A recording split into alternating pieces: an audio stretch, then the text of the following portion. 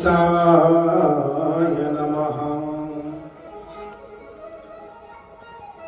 श्री गुरु चरण कमलेभ्यो नमः। श्री मातृ पितृ चरण कमलेभ्यो नमः। श्री इष्ट चरण कमलेभ्यो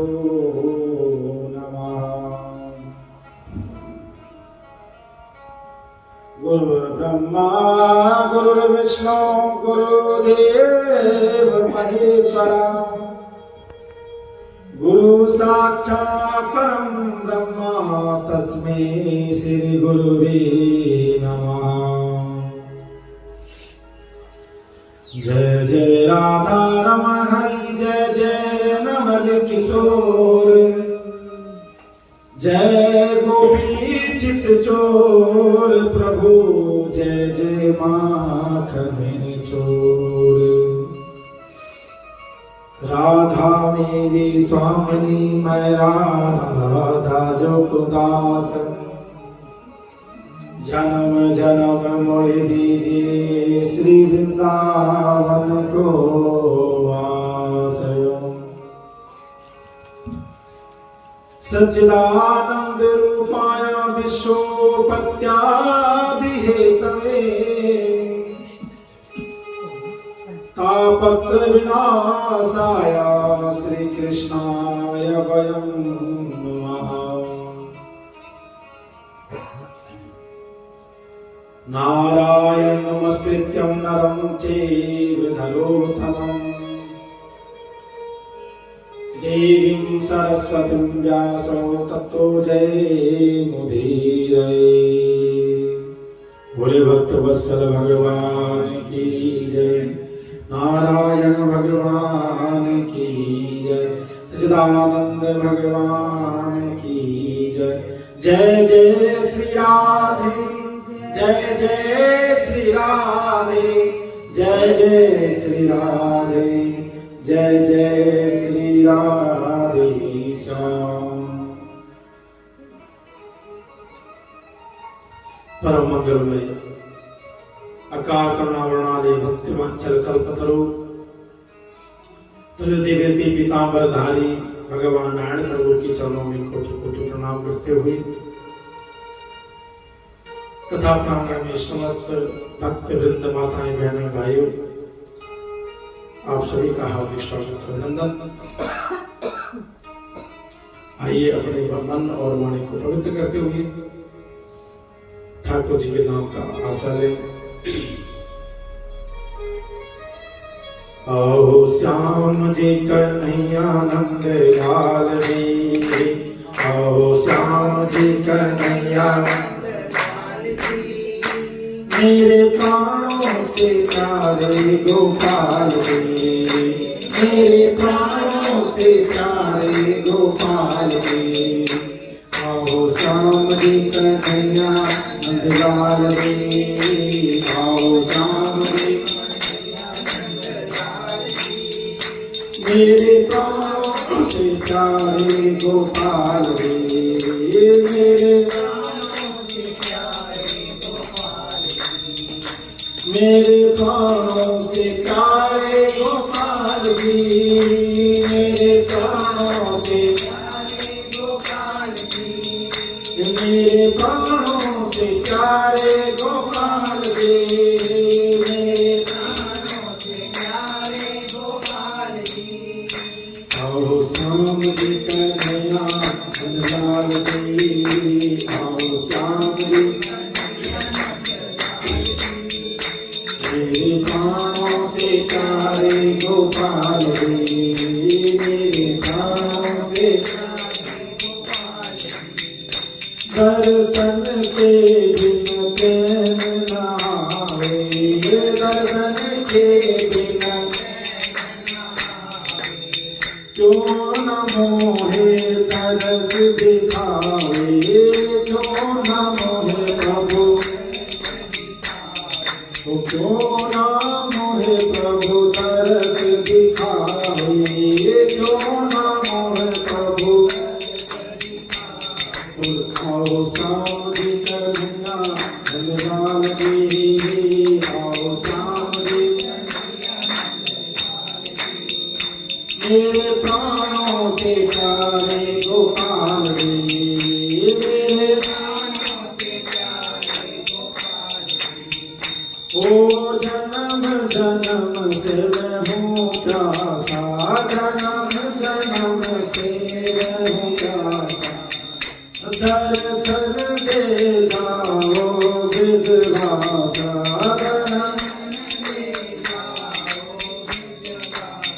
ओ दर्शन दे जाओ ब्रजवासा,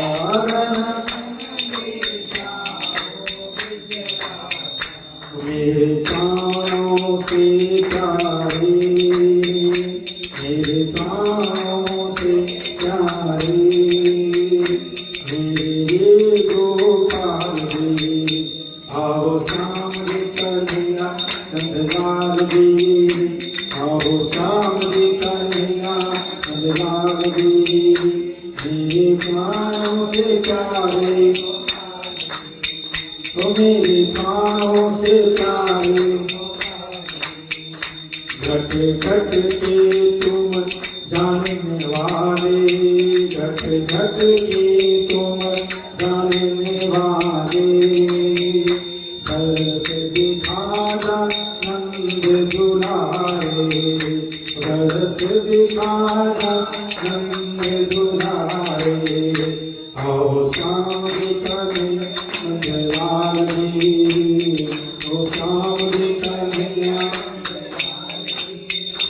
मेरे प्राणों से प्यारे गोपाल रे, मेरे प्राणों से प्यारे गोपाल रे, मेरे प्राणों से प्यारे गोपाल रे, मेरे प्राणों से प्यारे गोपाल रे, ओ मेरे प्राणों से प्यारे गोपाल रे, मेरे प्राणों से प्यारे गोपाल रे, आओ श्याम जी कन्हैया नंदलाल रे, आओ श्याम जी कन्हैया नंदलाल रे, मेरे प्राणों से प्यारे गोपाल रे, मेरे प्राणों से प्यारे गोपाल रे, जय जय राधा रमण हरि बोल, जय जय राधा रमण हरि बोल, जय जय राधा रमण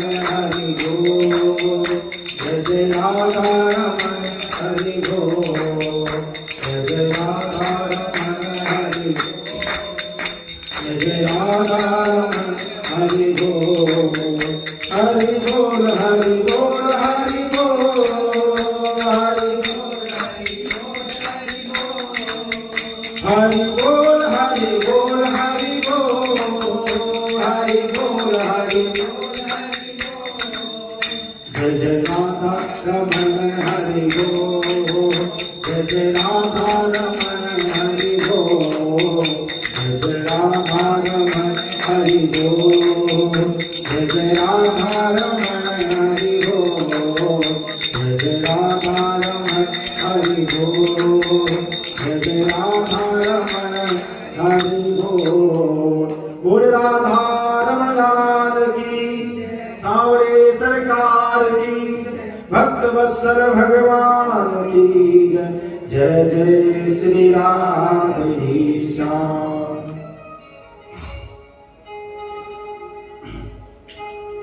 परम मंगल में भगवान की ये पावन दिव्य कथा, जो कि मंगलमयी कल्याणमयी और जीवन में कहा कि आनंदमय है। एक आनंद स्वरूप प्रभुता परमात्मा ही है, प्रभु का नाम है जो जीवन को आनंद देने वाला है। वह ऐसा नाम जिसका लाभ हम सब लोग ले पा रहे हैं इस कार्तिक पावन पवित्र मास में, है ना। कल दिवाली सबने मनाई है, सब थके हुए भी हैं, फिर भी देखो समय निकाल रहे हैं। ये उस ठाकुर की कृपा है। ये हम लोग कहते कि नहीं हमसे उठा नहीं जाएंगे, या हम कर नहीं पाएंगे। अगर कोई नियम बांध लो तो फिक्स हो जाता है और उसमें भगवान आपका को साथ देता है, पक्की होगा। कोई रात को 12 बजे सोया, कोई 1 बजे सोया होगा, 4 घंटे की नींद करके उठ गए कि जा पर कृपा राम की होई, ता पर कृपा करई सब कोई। जा पर कृपा राम की हुई, ता पर कृपा करे सब कोई। जब परमात्मा की कृपा होती तभी हमें ये जीवन में ऐसे क्षण मिलते हैं और ऐसा समय हमारे जीवन में आता है कि बिन सत्संग विवेक न होई, राम के पाविन सुलभ न सोई। राम के पाविन सुलभ न सोई, राम के पाविन सुलभ न सोई। बिन सत्संग विवेक, ये सब ठाकुर जी की माया है, कृपा है। कई लोग तो 3-3 घंटे में नहीं सोते हैं, रोज अपना नित्य काम करना ही करता है। ये गणेश जी उधर ही घूमते, इधर नहीं आता है। यहाँ देखो सबकी कमर सुत है, सब इधर भाग रहे हैं। यहाँ पीछे कमर लगाए पीछे, इसलिए पीछे घूमते हो। कहते कमर लगा के बस बैठोगे तो नींद आएगी। बोलो राधे राधे, उसका जीवन धन्य हो जाएगा। पूरे कार्तिक मास में हम वही करता है, रात को देखभाल वही करते हैं यहाँ सारे। तो कल हम लोगों ने कथा श्रवण की थी कि दिवाली महापर्व का विशेष महत्व।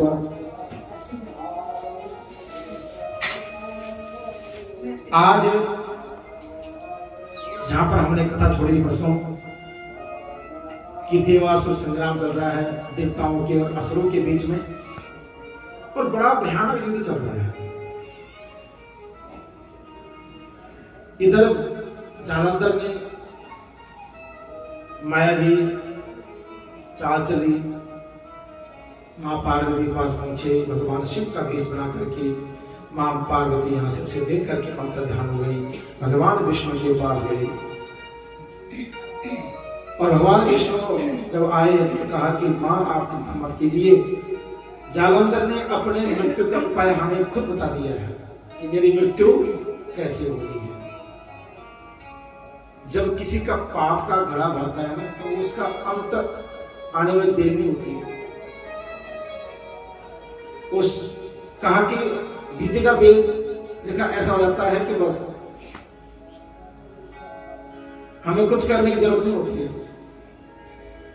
उस समय पे छोड़ दीजिए। कुछ चीजें ऐसी होती है जिस समय पे छोड़नी चाहिए। आज भगवान नारायण जो है, इधर नारद जी कहते हैं राजन कि अथ वृंदारका देवी स्वप्न मध्य दृश्यः भर्तारं मयिसारूढं तेलाव्यक्तं दिगंबरम्। भगवान विष्णु इतना कह करके जो है अब वृंदा का पतिवर धर्म भंग करने के लिए पहुंच गए। और वृंदा जो है आज सो रखी है और नींद में क्या देखती है कि स्वप्न मध्य दृश्यः और भर्तारं मयिसारूढं। भर्तार किसे कहते हैं? भर्तार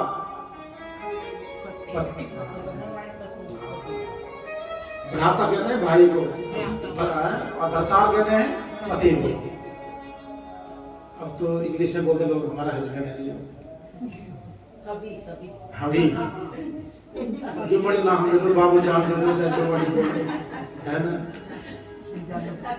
जान बोलो जान बोलो। अब उस शब्द की महिमा आप ही जाने। कहा क्या देखा कि भर्तारं मयिसारूढं तेलाव्यक्तं दिगंबरम्। अपने पति को समझ में क्या देख रही है कि भैंसे के ऊपर आरूढ़, भैंसे के ऊपर सवार होकर के और नग्न अवस्था में, लेकिन कैसा है, तेला व्यक्तम, तेल लगा रखा शरीर में, एकदम अंधकार छाया हुआ चारों तरफ, और दक्षिण दिशा की ओर जा रहा है। काले फूलों की माला पहनी हुई है, और जो कच्चे मांस खाने वाले प्राणी हैं, जीव जंतु हैं, वो उनके साथ चल रहे हैं और दक्षिण दिशा की ओर चल रहे हैं। देखो वह जब उसकी नींद खुली, चारों तरफ देखा, कुछ ना दिखाई दिया, लेकिन आज मन में एक अलग सी बेचैनी हो गई है। बड़ा मन अशांत है, बड़ी दुखी है, कहीं घर के अंदर मन नहीं लग रहा। लेकिन जब प्रातः काल हुआ, सूर्य उदय हुआ, तो घर की खिड़कियों से देखा, सूर्य भी आज तेज पुंज नहीं है, सूर्य में आज प्रकाश तो है, लेकिन आज मुरझाया हुआ है। होता जब बंदा अंदर से परेशान हो, तो जब हम उसके चेहरे पे देखते तो दिल जाता ये परेशान है?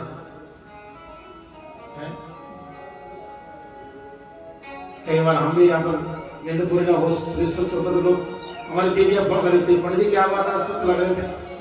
भैया सब कुछ नहीं है, थके हुए हैं। तो उसका स्वरूप दिखाता है कि हाँ भैया आज कुछ ना कुछ अनहोनी होने वाली है। और ये प्रैक्टिकल कई बार हमने भी ये चीज महसूस की है कि जब आसपास कुछ ऐसी चीज घटने वाली होती है ना, या किसी की डेथ होने वाली हो, या कोई मरने वाला हो परिवार में, तो आपके पास एक अलग सा माहौल बना रहता है, थोड़ा सा कुछ ना कुछ अनहोनी जैसी महसूस होती है हर जगह। खाना खाओ तो भी अच्छा लगता है, नींद भी ढंग से नहीं आती है, सपने भी बड़े अलग अलग से आते हैं। थोड़ा रास्ता दे दीजिए, तो लग सकता है कि अब कुछ ना कुछ अनहोनी होने वाली है। यही आज हाल वृंदा का है। वृंदा ने देखा कि आज सूर्य में भी आज वो तेज नहीं, वो बल नहीं है, और अब उनकी एक सखी है, उनके साथ निकली है आज कहाँ, बाग में, कि थोड़ा टहलूंगी पार्क में, थोड़ा सा मेरा मन हल्का हो जाएगा। होता नहीं कि थोड़ा सा सैर कर लो, थोड़ा सा ध्यान बढ़ जाएगा, लेकिन नहीं होता ऐसा। तत्कष्टान्वितं जिन्निज्वा बाहुरता भयात् मुने मारक्ष शरणागम तस्य त्याग भासतः। कहा कि एक पार्क से दूसरे पार्क में, एक गार्डन से दूसरे गार्डन में गई, लेकिन कहीं भी उसको शांति नहीं मिली। वो स्वप्न बार बार मन में बेचैनी प्रकट कर रहा है कि पति को नग्न अवस्था में काली फूलों की माला भैंसे में सवार होकर के दक्षिण की ओर जा रहे हैं।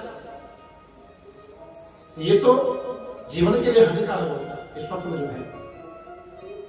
कभी कभी जो है कोई स्वप्न दिल को दहलाने वाला होता है, डराने वाला होता है। वृंदा इधर इधर घूमती हुई नहीं, कहीं सुकून नहीं मिला, और जब दूसरे बाग में गई, दूसरे बगीचे में गई, तो वहां पर क्या देखे, दो राक्षस उसके पीछे पड़ गए और मुने माम रक्ष शरणामां गतास्मि तस्य भासतः। और भाग रही थी, सामने एक साधु दिखाई दिए और जाकर के सीधा साधु गले में लग गई, हे महाराज मेरी रक्षा कीजिए। दोनों बुढ़ाएं जो है महाराज के गले में डाल दी और कहा कि मेरी रक्षा कीजिए राक्षसों से प्रभु। अरे आप संत हैं, आप अपने तेज से कुछ कर सकते हैं। और संत महाराज ने यूं हाथ किया, राक्षस वहीं रुक गए। कहा महाराज इनको भगा दीजिए, ये मेरे पीछे दौड़े हुए हैं, मुझे खाएंगे, मुझे मारेंगे। संत ने जगह छिटा मारा, उन दोनों को वहीं से अंतर ध्यान कर दिया। भोले भक्त वत्सल भगवान की। वह संत वहां पर अपनी साधना कर रहे हैं, संत बैठे हुए हैं। आज वृंदा ने बड़ा दुख अपना जताया संत के सामने। प्रभु मुझे लगता है आप बड़े शक्तिशाली हैं, तेजस्वी संत हैं। आपने एक जल के छिटे से, एक इशारे से उन राक्षसों को भगा दिया है। अच्छा, मैं एक प्रश्न आपसे करना चाहती हूँ, वो मुझे बताइए कि रक्षिता हम तया घोराध्यादस्मा कृपानिधे किंचिद दिग्गिद लिच्छामि कृपया तन्न संयथा। हे महाराज, मेरे पति ना युद्ध में गए हैं। मेरी ये प्रार्थना है कि आप कृपया करके बताइए कि युद्ध में सब कुशल तो है। उन्हें युद्ध में गए बहुत दिन हो गए और लेकिन उनकी कोई खबर नहीं आई अभी तक। लेकिन मैंने आज सपना ऐसा देखा है प्रभु, और युद्ध छोटा मोटा नहीं है। भगवान रुद्र के साथ युद्ध हो रहा है, भगवान शिव के साथ है, और उनसे जीतना बहुत मुश्किल है। कहीं मेरे पति मृत्यु को प्राप्त नहीं होंगे। आप त्रिकालदर्शी हैं संत, आप बताइए कि मेरे पति कैसे हैं। नारद जी कहते हैं राजन कि मुनिस्तत्वार मार्कंड्य कृपयोर्थम अवेक्षता तावत् कपि समायातो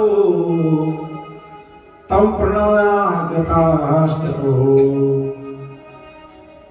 संत ने जब वृंदा की बातें सुनी तो आकाश की ओर ध्यान किया और आकाश से दो बंदर टपक गए।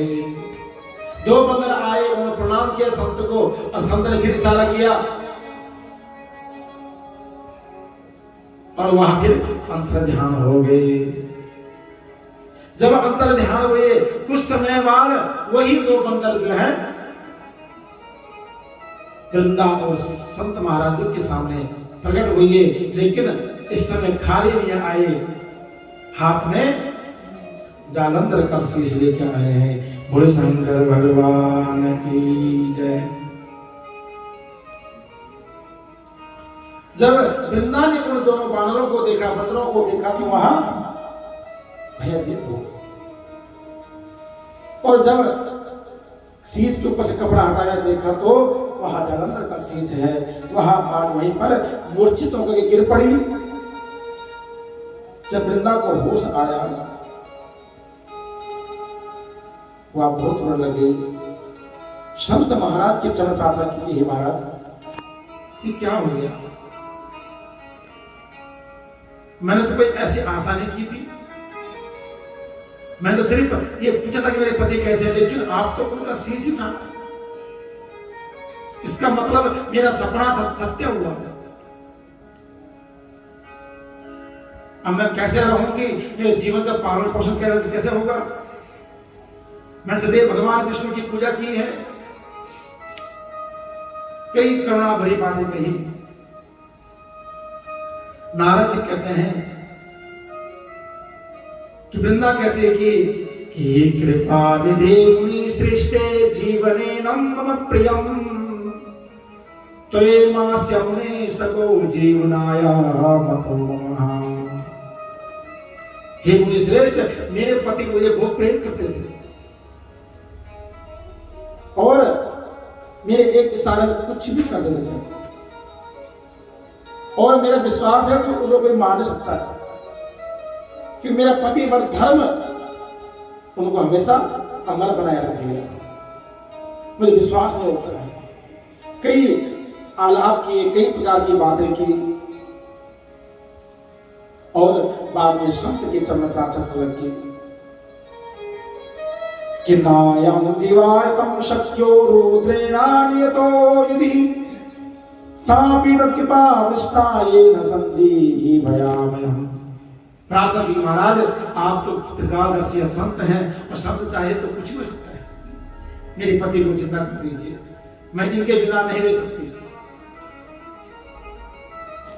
आप किसी न किसी तरह से इन्हें जीवित कर दीजिए प्रभु। और संत कहते भैया ये रुद्र के हाथ मारा गया है, इसलिए इसका जीवित करना बहुत मुश्किल है। फिर भी मैं कोशिश करता हूं। तथापि तत्कृपाविष्टम येन संजीवयामयम्, इसके अंदर जीव प्राण में जरूर अवश्य कोशिश करूंगा। और वृंदा ने हाथ जोड़ करके प्रार्थना की है, अपना इष्ट आराधना ध्यान कर रही है। और अब संत महाराज जी वहां से अंतर ध्यान हो गए। भोले भक्त वत्सल भगवान की जय। जैसे ये अंतर ध्यान हुए कि इत्तानदये विप्रा सागरं सानंदनम वृंदावालिनं तत्रं चुंबते प्रीतिमानसा, और जालंधर वहीं पर प्रकट हो गया। भोले शंकर भगवान की जालंधर अपने स्वरूप में वहां प्रकट हो गए। जैसे प्रकट हुए, आज वृंदा ने उन्हें अपने गले से लगाया, जालंधर ने वृंदा को अपने गले से लगाया। जालंधर आज वृंदा के माथों को चुम्बन कर रहा है, उनके प्रेम और स्नेह प्रकट कर रहा है। नारद जी कहते राजन, इधर वृंदा गदगद हुई, आज प्रसन्न हुई, धन्यवाद किया संत का कि हे संत महाराज, बड़ी कृपा है कि आज आपने मेरे पति को जीवित करके मेरे पे बहुत बड़ा उपकार किया है। ये उपकार मैं आपका जीवन भर नहीं उतार सकते प्रभु, क्योंकि अकेला जीवन काटना बड़ा मुश्किल है, चाहे किसी भी लिए भी। एक चीज देखिए ना, जब इंसान का विवाह होता है ना, विवाह होते समय ही पति पत्नी अकेले होते हैं। धीरे धीरे उनकी जर्नी शुरू होती है, बीच में बहुत उतार चढ़ाव आता है। बच्चे होते हैं, बच्चे बड़े करने, उनकी जिम्मेदारी, पढ़ाई लिखाई, उसने फिर पति पत्नी अपनी जिम्मेदारी लग जाते हैं। फिर उनके पास वो समय नहीं होता कि एक दूसरे को समय दे पाए, एक दूसरे से कुछ बातें कर पाए, बहुत कम चांस। और ज्वाइंट फैमिली में वैसे भी नहीं हो पाता, 36 काम की जिम्मेदारी होती है। लेकिन फिर एक पॉइंट ऐसा होता है लास्ट में कि जहां फिर वो बच्चे निकल जाते हैं अपने अपने रास्ते, और पति पत्नी फिर उसी मोड़ पे खड़े रहते हैं। लेकिन उस समय वो असहाय होता है, एक दूसरे की हिम्मत की जरूरत होती है, एक दूसरे की साथ जरूरत होती है। अगर उसमें से एक बंदा अगर निकल गया तो उसके लिए जीवन काटना बहुत मुश्किल है। अकेले जीवन कहा कि जवानी में तो कट जाएगी, बुढ़ापा काटना बहुत मुश्किल है। और सबकी कहानी ऐसी है, जन्म होते ही हम बच्चे का पालन पोषण, बच्चे आज सब लिए चले गए और यहाँ पर रह गए अकेले माता पिता। और जब तक आप शरीर में ताकत है तो आप तो भाग दौड़ करोगे, लेकिन जिस दिन आप बुजुर्ग हो गए, उस दिन क्या करोगे? बच्चे तो वापस नहीं आने वाले भैया, ये तो पक्की बात है। तो एक बार विदेश चला गया, वापस नहीं आएगा। आएगा कुछ दिन के लिए, 5-10 दिन के लिए, क्योंकि विदेश का जो काम है ना बहुत फास्ट है, वहां पर टाइमिंग की तो भाई साहब ना पूछे। यहाँ पर आज मन नहीं है, छुट्टी मार दो, नहीं जाना मुझे काम पे, बहाना मार दो, आज बारिश आई थी, तूफान आया, सीधा तो बाजी घर में गेस्ट आ गए, कोई मर गया, दादी मर गई, चाची मर गई, ताऊ मर गया, कुछ ही बहाने मार दो, लोग मान जाते हैं। लेकिन बाहर ये कोई नहीं, चाहे बंदा खुद मर रहा हो, वर्ग है तो वर्ग है भैया। हमारे भाई रहते बाप, कई बार तो ये समय आता है कि 15-15 घंटा ड्यूटी करनी पड़ती है, ओवर टाइम करना पड़ता है। वहां पर आप कुछ नहीं कह सकते। लेकिन आज वृंदा क्या देखो जरा, मरा हुआ पति जीवित पाया तो गदगद हो गया, प्रसन्न हो गया, और दोनों आनंद विहार करने लगे। और आनंद विहार करते करते नारद जी कहते, राजन एक समय ऐसा आया, बहुत समय इकट्ठा हो गया, देखो उधर युद्ध चल रहा है, इधर वृंदा और उनके पति। लेकिन पति के रूप में कौन थे ये? भगवान नारायण है। कई बार भगवान धर्म की स्थापना के लिए मर्यादा का भंग करना कर देते हैं। एक भगवान नारायण ऐसे हैं, रण छोड़ नाम पड़ा, क्यों पड़ा?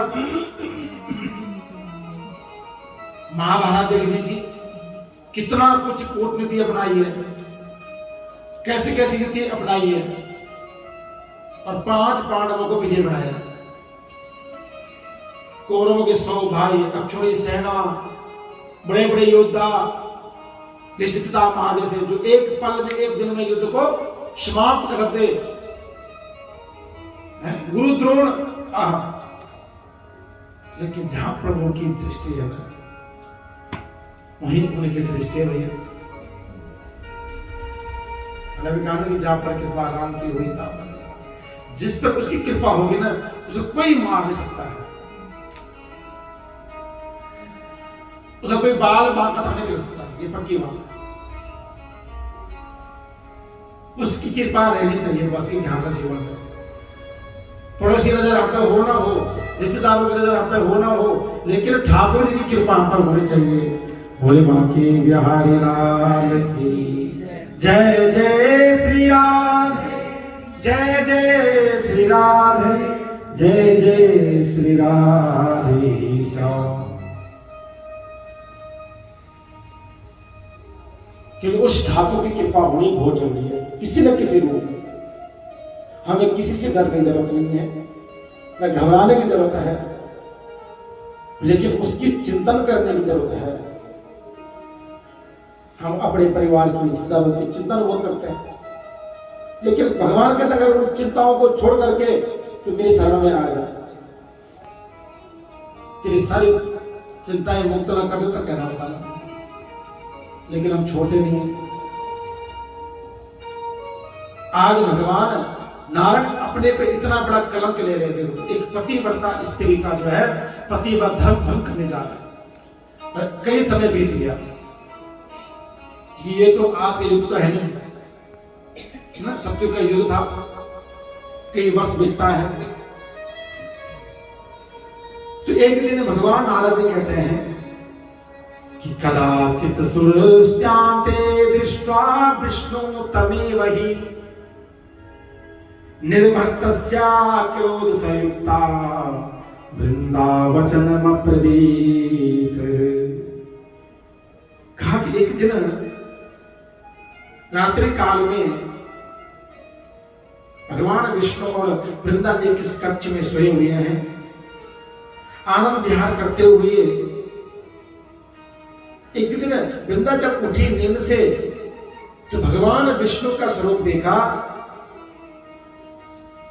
अपने पति का नहीं, साक्षात भगवान नारायण को पहचान गई, नारायण का स्वरूप देख लिया। और वहीं पर क्रोध अग्नि में जल उठी और इतना क्रोध आया, नारायण को आज श्राप दे दिया कि दिक्कम तदीयम हरे शीलम परदार भागिना। धिक्कार है नारायण तुम्हें, धिक्कार है तुम्हारी इस आत्मा को। अरे तुम्हारा हृदय पाषाण के भांति है जिसमें दया नहीं है। तुमने एक बार भी नहीं सोचा मेरे इस पतिव्रत धर्म के बारे में, और मेरे साथ छल कर बैठे। तुम बड़े मायावी हो। सर हाल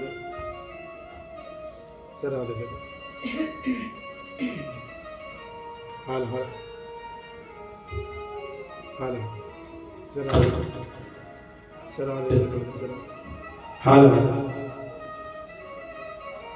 कहा कि तुम बड़े मायावी हो। तुमने एक बार नहीं अनेक बार राक्षसों के साथ छल किया है, उनको धोखा दिया है और अपनी माया का जादू हमेशा चलाते रहे। और मैं सब कुछ पहचान गई। तुम्हारे वो 2 बंदर, तुम्हारा वो शिष्य, ये सब तुम्हारे बनाए हुई माया का खेल था। कहा कि जाओ मैं तुम्हें श्राप देती हूं कि क्या तो सितम मया संयम माया प्रत्यक्षतापसा यो तो या माया द्वास्तो सखियो धृतो ममा तावेव राक्षसो भूत्वा भार्या तव हरिष्यता त्वं चापि भार्य दुःखार्तो वने कप्रिया सहायवान। हे नारायण, मैं तो आपकी रात दिन पूजा करती थी, आपको अपना इष्ट और अपना आराध्य मानती थी। देखो मेरे घर में आपका स्वरूप विराजमान है, मेरे मन में आपकी भक्ति के प्रति कभी एक बार भी छल नहीं आया, एक बार कपट नहीं आया, लेकिन आपने छल के द्वारा, कपट के द्वारा मेरा पतिव्रत भंग किया है। जाओ, मैं तुम्हें श्राप देता हूं, जिस तरह आपने मेरे को छला है, आने वाले युगांतर में कोई आपकी पत्नी को भी ऐसे छलेगा। और जो तुम्हारे ये दो राक्षस थे, बंदर थे, ये आपके द्वारपाल हैं, मुझे पता है। ये आने वाले टाइम पे राक्षस बन करके तुम्हारी पत्नी को छल के ले जाएंगे। देखो, और जो तुम्हारा ये शिष्य है, ये जो है क्या बनेगा? मायावी मृग बनेगा, पर इसके द्वारा तुम्हारी पत्नी चली जाएगी। देखो वृंदा का साथ ऐसा कह करके आज वृंदा जो है दिव्य अग्नि में प्रवेश किया और वहीं पर अपने शरीर को जला दिया। बोले वृंदा महारानी की जय, नारायण भगवान की जय। आज भगवान ने बोल रोका वृंदा को, वृंदा ऐसा मत कर, मैं मजबूर था, तुम्हारे पति ने ऐसे कर्म किए, लेकिन एक बात सुनिए, देखो जो गलत है तो गलत है, चाहे भगवान हो चाहे इंसान हो, लेकिन ठाकुर जी करते हुए क्या? क्योंकि वृंदा का पतिव्रत धर्म ही था जो जलांतर को अजर अमर बना रहा था, इसलिए उसका पतिव्रत धर्म भंग होना जरूरी है। भगवान भले अपने पे 100 कलंक ले ले, 100 आरोप ले ले, लेकिन जन कल्याण के लिए भगवान सदैव तत्पर रहते हैं। इसलिए भगवान कहते हैं अहम भक्त करा देना। अगर भक्त श्रद्धावान हो, कर्मशील हो, तो भगवान सदैव हमारे साथ रहता है। और कोई भी कर्म हो, भगवान उसे स्वीकार अवश्य करते हैं, लेकिन कर्म में आपकी दृढ़ता होनी चाहिए, अटल विश्वास होना चाहिए। आज ठाकुर जी वृंदा के अग्नि प्रवेश होने से जो आज बहुत दुखी हैं, और भगवान उसी चिता की राख में लेट गए।